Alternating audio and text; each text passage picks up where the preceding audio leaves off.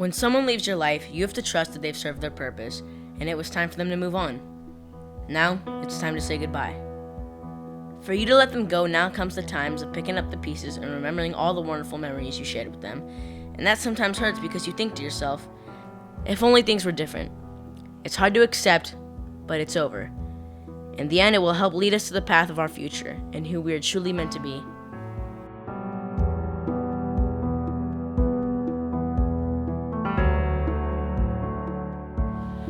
What's up, guys? So today I'm here to tell you the truth about my breakup. And a lot of you guys have been wondering on social media like Instagram and YouTube, of course. I thought today I would make a video because it's my job as a creator to let you guys know and fill you guys in on what's happening in my life. That's what we're doing today. I don't like making these videos, but I'm doing it for you. And we have Zoe here, she's chewing on her. Yeah, so Zoe's here and we're gonna kind of explain what's going on. So I met Coco last summer, and during the time I had just gotten out of a relationship with, as you guys know, Piper Raquel, and I was still kind of hurting at the time, and I wanted to kind of distract myself from what had just happened. That's when I met Coco. And me, I'm a very I'm an attention seeker. Like, I don't know how to, I'm so bad at these videos, but I'm an attention seeker. I need to feel loved constantly, or else I get upset, right? So for me, it was like my way of escaping what had just happened to me. So at the time, she was 11 and I was 12, and keep in mind, we had built a crazy chemistry. Like, we were closer than close. Like, we did everything together. We, would fly out of state and go to different states and stuff. Like, we did everything together. So we became boyfriend and girlfriend, obviously. And then after a while, felt kind of different, almost as if like our personalities had changed towards each other. And it kind of, it built a weird, toxic-ish relationship eventually. And when we started fighting over the silliest things, like literally we would fight over anything that you can imagine. Like, think of something, we fought over it. So I think what had started to happen was we were working so much together on a business standpoint that it was kind of hard for us, like mostly me too, to have a relationship while in this industry. Because a lot of things that people don't realize is when you're in this industry, it's really hard to have a stable, committed relationship. And I think that's a big thing, a big misunderstanding that people don't realize. So that's like when people hate on someone for breaking up, or so breaks someone's heart, people don't consider what happens behind the camera, what happens in the real daily basis life. So I wanted to say, no one's hearts are broken. We will still always care for each other. Like, we are still gonna be friends in the long run. So I don't want anyone to be hated on. I don't want Coco to be hated on. I don't want me to be hated on, because there's no reason. No one did anything wrong. It was just a mutual decision that had to be made. I think like 5 or 6 months ago, there was a period where everyone, you guys were asking why I wasn't really on Coco's channel much. And that's one thing that was also kind of weird at the time, because usually when you're doing collabs with someone, you do it back and forth. That's why it's called a collab. You're collaborating. So basically that means you guys are growing together and helping each other. So she wasn't really doing that, and she wasn't really posting me on her channel, and it was kind of like we were giving her all of what we had, and we didn't feel the same energy coming back to us. So it kind of weirded me out. It weirded like the rest of my people out. It just didn't feel right. So then it kind of was making us feel a little sketched out about it, because it didn't seem right. And then that is when we had received the news that she didn't want to be in the GOAT fam / GOAT squad with everyone. And she was also almost like kind of planning out my schedule by telling me who she could hang out with and who she didn't want to hang out with. I'm not gonna mention names, just because I don't want to disrespect any of those people. It was like she could only film with so-and-so or this person and that person because she had problems with the other person, or she didn't like the other person's personality, or whatever kind of circumstance it was. It was hard for us to work with someone that didn't want to be a part of our squad. I don't want to necessarily say she wasn't supporting what I was doing, because obviously she was, but it was really hard for us to work when she wasn't a part of what I was doing. And that was really hard, because as you know, guys, I do squad videos and she didn't want to be a part of that. So it was kind of like, how am I supposed to cope with her if she doesn't want to be a part of it? So it was really hard to have someone not be a part of something so big in your life like the GOAT fam is a really big part of my life, as you guys know, because that's what I do for you guys. We're a squad, we make content. And it was really hard for her not to be a part of that. And, oh, I need to stick it.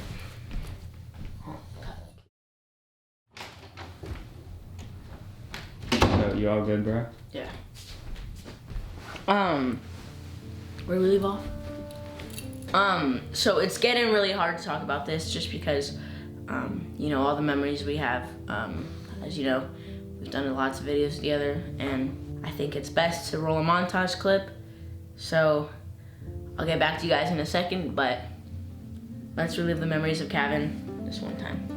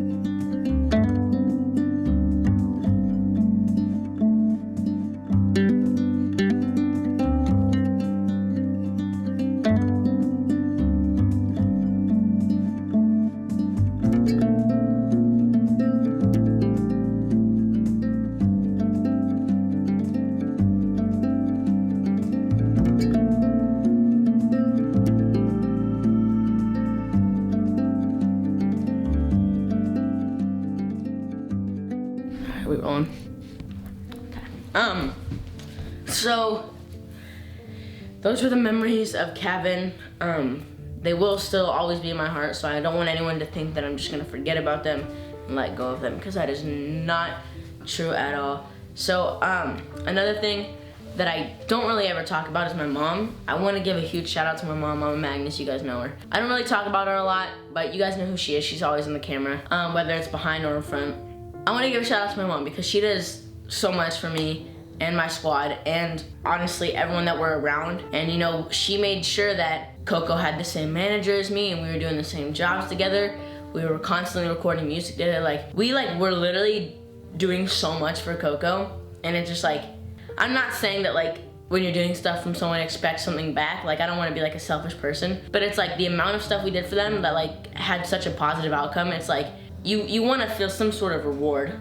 You know what I mean? So it was first the squad stuff, and then it was, I was only being asked once or twice to be on her channel, but she was like I said, she was constantly on my channel, constantly being promoted by me, whether that was Instagram stories, YouTube videos, YouTube stories, Twitter, Instagram, Facebook, any platform. I was constantly promoting her, and that's kind of how it went. Another subject that's really important that I want to touch on is Gav. So Gav, I know you guys have been making so many assumptions that I couldn't even count them in my brain. I want to say this: I did not leave Coco for Piper or Gav. That had already been in the works even when we were together. That has nothing to do with our relationship. She fully supports what I'm doing, and I support what she's doing, and I think you guys should too, and I don't think there should be any hate or negative feedback from or to any of us, because when me and Coco took our break, it was not to go see another party or to, switch sides. And because a problem that I have big trust issues, especially now. It's people that switch up for, whether that's fame, money, clout, or whatever you want to call it, people who switch up for that kind of stuff, and they completely turn their backs on you. Those kind of people are honestly, you really need to watch out for those people. I'm not saying that I have had any personal experience with them. I'm not gonna mention names or anything. So that's a big thing that I wanna, tell you guys especially. Just keep your real friends close, because you'll know who they are in the long run. Me and Coco had gotten back together a few times, but I remember one of the times that I had asked her to be my girlfriend. I think it was one of the times she said she wasn't ready or something, and that was probably a good idea because I've now permanently realized that I'm not ready to move on, and I'm not ready for another relationship with someone, so I'm still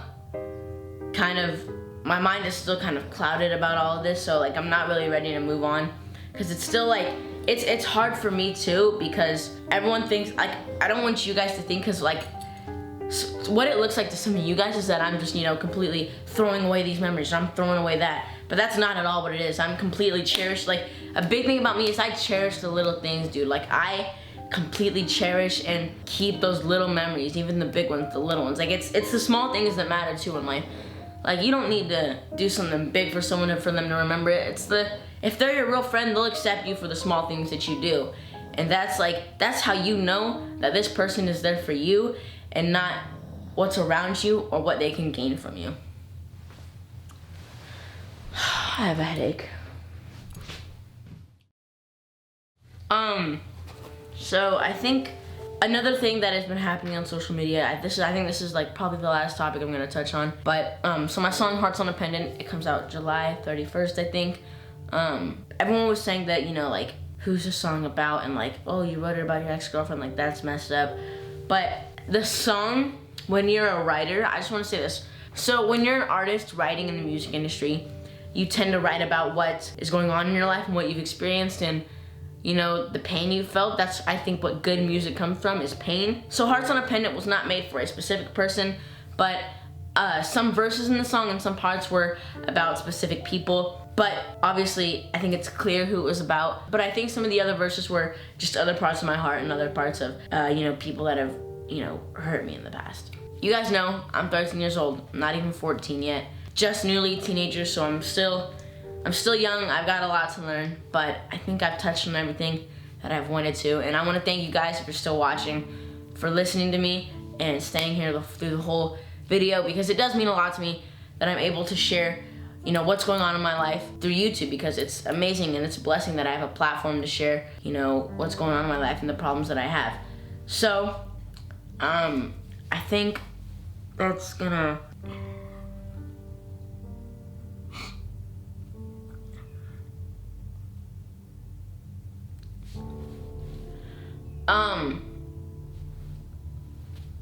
That's gonna be it for this video, guys. But in closing, I just wanna say that I love Coco and we have a lot of memories together and I will never forget her, so make sure to like, comment, subscribe, turn on post notifications, and see you guys in the next one. Peace.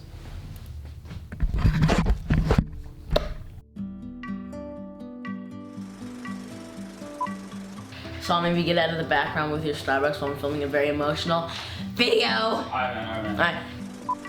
Alright guys, Gavin's going to get a drink right now, but Zoe do be vibing though. You limp hot dog. Cooperate.